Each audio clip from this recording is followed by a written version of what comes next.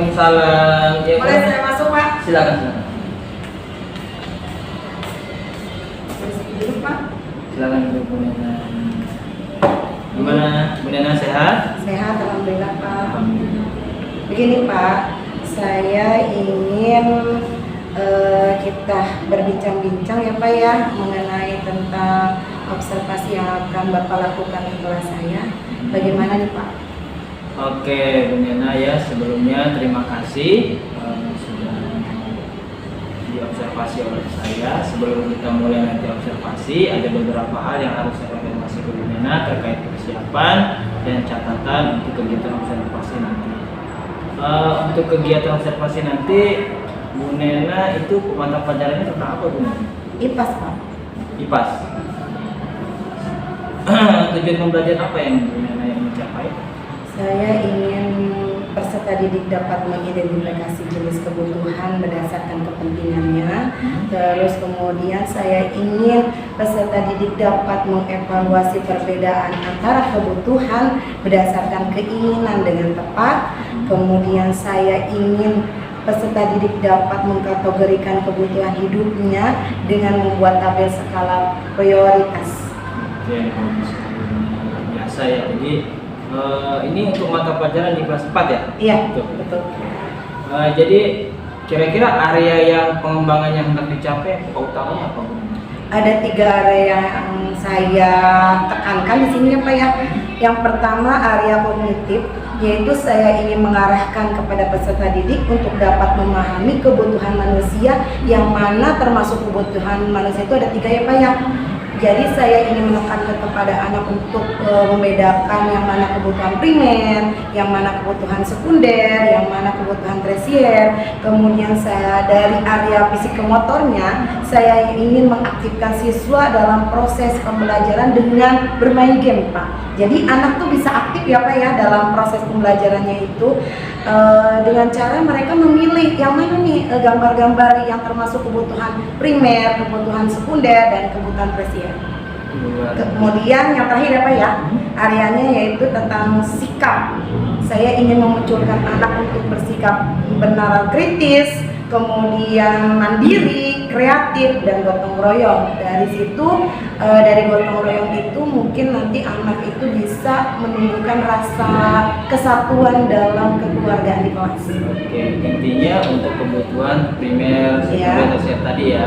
Iya. Oke, luar biasa, materinya sangat menarik nih untuk di kelas 4, Iya. terutama terkait kehidupan sehari-hari gitu Iya, ya. betul, Pak. Nah, kira-kira strategi yang akan disampaikan Bu Nena nanti seperti apa itu? Mungkin strategi pembelajaran yang akan saya sampaikan dengan metode diskusi, dengan metode ceramah, penugasan, dan metode strategi bermain game. Dan sebelumnya saya juga sudah mempersiapkan modul ajar, Pak ya. Modul ajarnya itu saya buat untuk berpusat kepada siswa agar siswa aktif dalam pembelajaran. Kemudian saya juga mempersiapkan alat peraga berupa gambar-gambar atau desain yang menarik untuk anak belajar lebih aktif dan kreatif. Oke, luar biasa.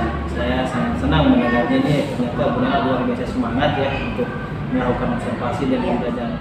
Oke, Bu Nena tadi sudah saya dengarkan dengan baik, luar biasa ya, strategi juga sudah luar biasa sekali, sangat cocok sekali dilaksanakan di dalam kelas. Nah, kira-kira kapan Bu Nena siap untuk di observasi?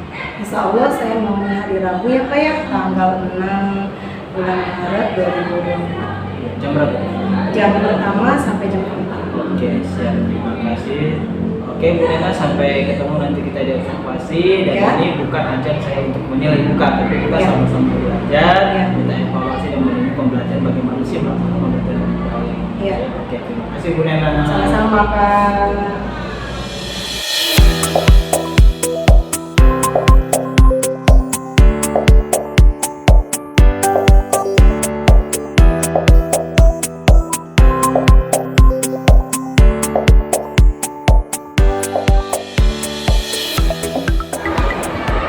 Assalamualaikum warahmatullahi wabarakatuh.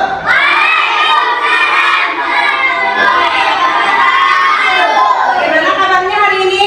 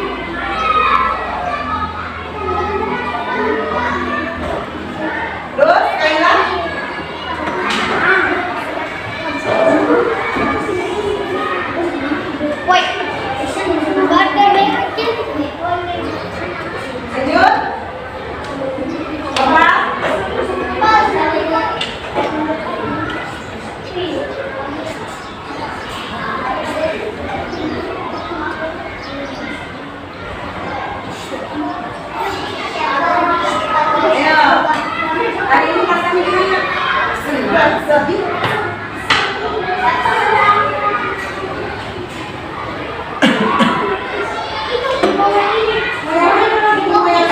Kamu hari ini senang, sedih, apa? Benar nggak apa-apa. Nah, ya, jadi hari ini anak kulit ibu semuanya kan? Nah, tepuk semangat.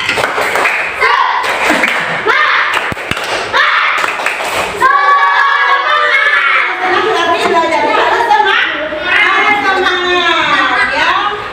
Oke baik, tujuan pembelajaran hari ini kita akan mengidentifikasi jenis kebutuhan berdasarkan kepentingan.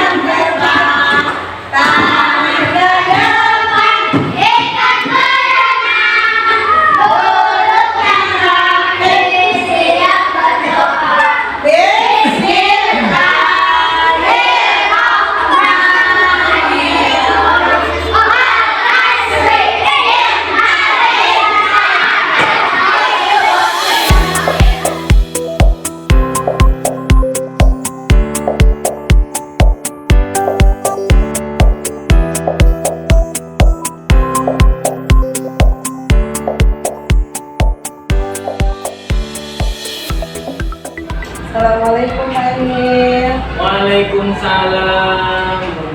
Maaf Pak Emil mengganggu waktunya sebentar, boleh? Oh silakan. Boleh saya duduk, Ya, Pak? boleh. Kebetulan saya lagi di jam kosong ya, lagi ngobrol aja. Oh, ya. Ada apa ya ini?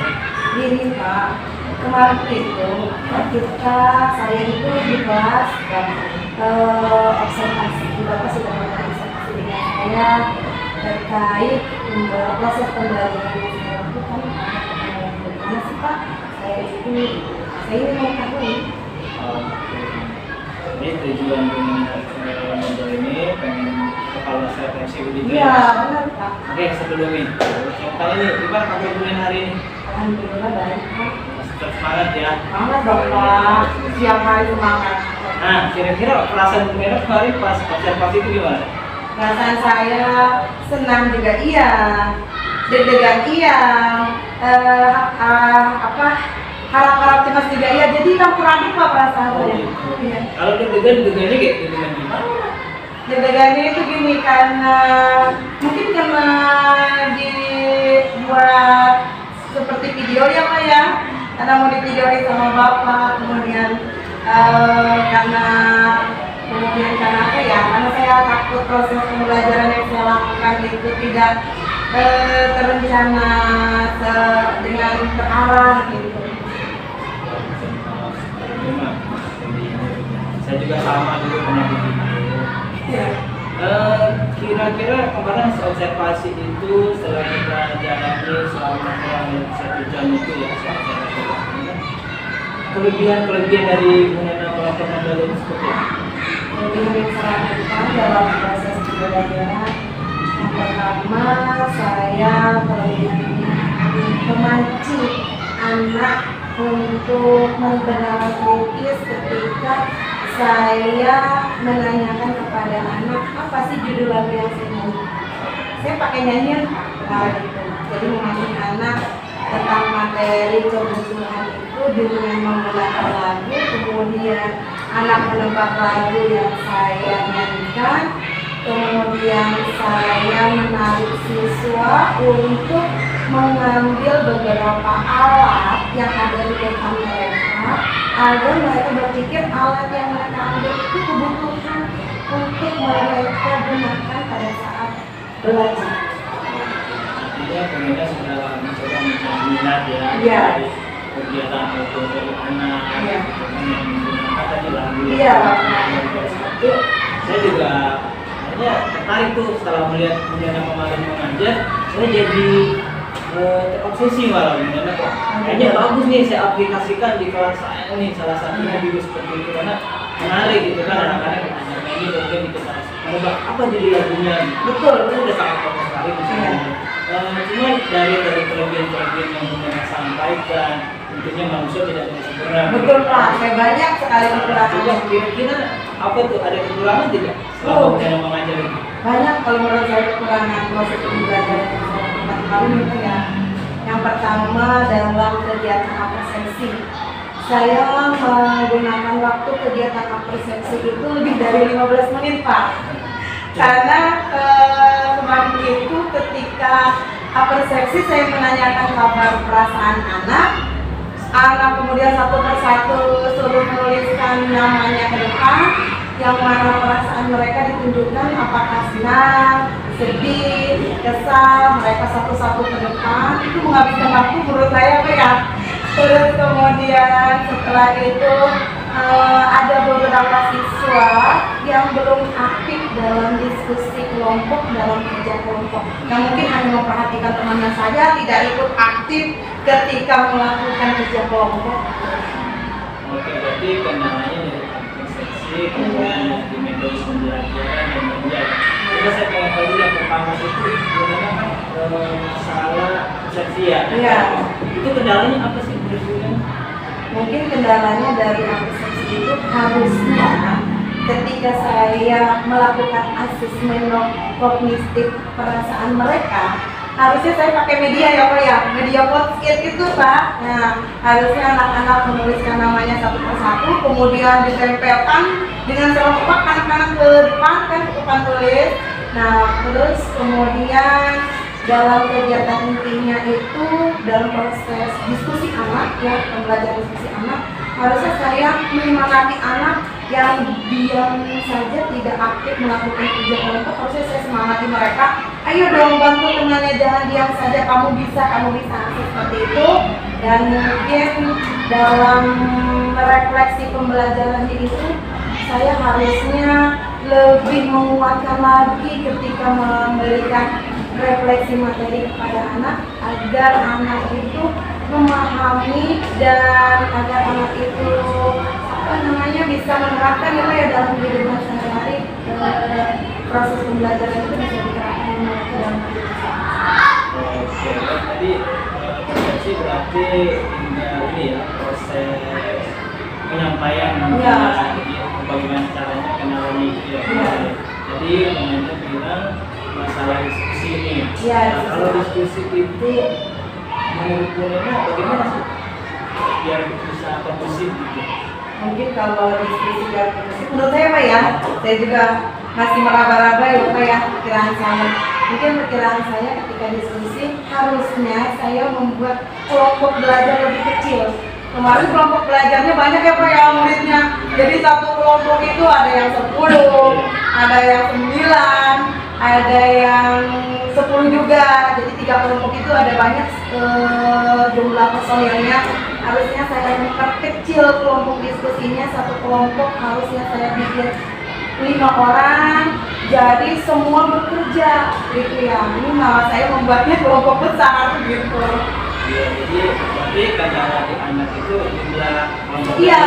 Iya betul Pak. Berarti tadi persepsi dirubah skema. Iya betul Pak. Kemudian tadi diskusi itu jumlah anggota kelompoknya. Betul. Nah, terakhir tadi menurut orangnya adalah media pembelajaran. Iya, media pembelajaran. Itu media pembelajaran itu kendalanya kenapa sebenarnya? Mungkin karena saya belum mempersiapkan dengan detail, dengan semaksimal mungkin media pembelajarannya, jadi terhalang seperti itu. Oke, Bunena luar biasa. Ini sebetulnya masalah ini presentasi ini Bunena sendiri udah tahu jawabannya, ya kan? Saya sendiri kalah kita sama-sama belajar ya Bunena. Ya, kita cari apa ya? Kira-kira Bunena nih ke depan mau dibuat seperti apa nih pembelajaran? Mungkin saya ke depannya pembelajarannya menerapkan pembelajaran berdiferensiasi ya kayak, karena pembelajaran berdiferensiasi itu membuat siswa itu belajar sesuai dengan minatnya dan bakatnya Pak. Oke, terkait pembelajaran berdiferensiasi tadi menurut Bunena kemarin sebenarnya memang pembelajaran ya, sampai akhir kira-kira sudah ada belum pembelajaran berdiferensiasi di sana, baik dari proses, konten, itu benar-benar nggak ada belum? Baru sedikit ya Pak ya, baru sedikit lah. Ada yang menghasilkan produk ketika anak menentukan kebutuhan primer, sekunder, dan tersier. Baru sedikit Pak, belum banyak. Iya betul Pak. Sama yang presentasi itu menurut Bunena itu apa itu? Yang ketika anak melakukan konsentrasi itu berdiferensiasi ya, diferensiasi apa namanya saya lupa.